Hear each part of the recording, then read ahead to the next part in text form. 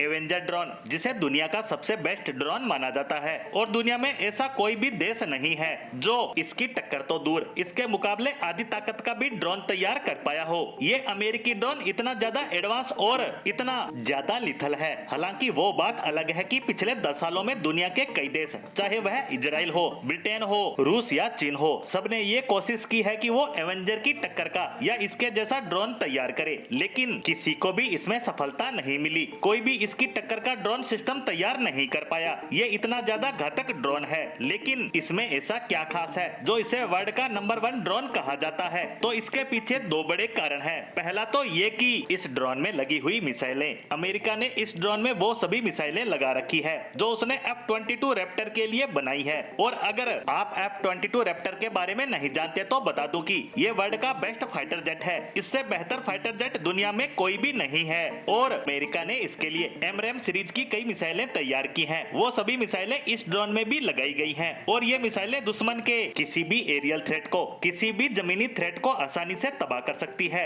और इसकी सबसे खास बात यानी दूसरा कारण स्टेल्थ कैरेक्टर होना। दरअसल इस ड्रोन के अंदर अमेरिका ने स्पेशली ऐसे फीचर्स डाले हुए हैं जिसकी वजह से इसका रडार क्रॉस सेक्शन हद से ज्यादा कम हो जाता है और इसीलिए ये काफी हद तक सेमी स्टेल्थ ड्रोन हो जाता है। यानी कि दुश्मन के जो मिडिल दर्जे के डिफेंस सिस्टम होते हैं, रडार होते हैं, वे इसे पकड़ नहीं पाते। अगर आपके पास S-400, 500 जैसे डिफेंस सिस्टम है तो आप इसे पकड़ सकते हैं। और ये ड्रोन दुनिया के सबसे बेस्ट ट्रैकिंग और रिकोसेशंस यानी दुश्मन की जासूसी करते हैं। यानी दुनिया का यह काम इससे बेहतर कोई भी नहीं कर सकता। हालांकि ये सब इसकी कुछ खास विशेषताएं हैं जो मैंने शॉर्ट में बताई है। इसके अलावा भी इसमें अनेकों खूबियां हैं जिनके बारे में फिर कभी बात करेंगे। लेकिन आज हमारा इस पर चर्चा करने की मकसद की बात करें तो उसका कारण है एक रिपोर्ट। दरअसल हाल ही में भारत के डिफेंस सर्किल में एक रिपोर्ट प्रकाशित हुई है कि भारत 2017 में इस एवेंजर सी ड्रोन को खरीदने वाला था और वो भी 80 से 100 की संख्या में। और ये डील करीबन $8 बिलियन की होनी थी। और इसके लिए डोनाल्ड ट्रंप जो उस समय के राष्ट्रपति थे, उन्हें भारत ने एक फॉर्मल रिक्वेस्ट भी की थी, लेकिन उस वक्त अमेरिका ने इसे नकार दिया। और इसका कारण था दोनों देशों में उस वक्त भरोसे की कमी थी। दोनों देशों के संबंध इतने अच्छे नहीं थे। डोनाल्ड ट्रंप को राष्ट्रपति बने कुछ ही समय हुआ था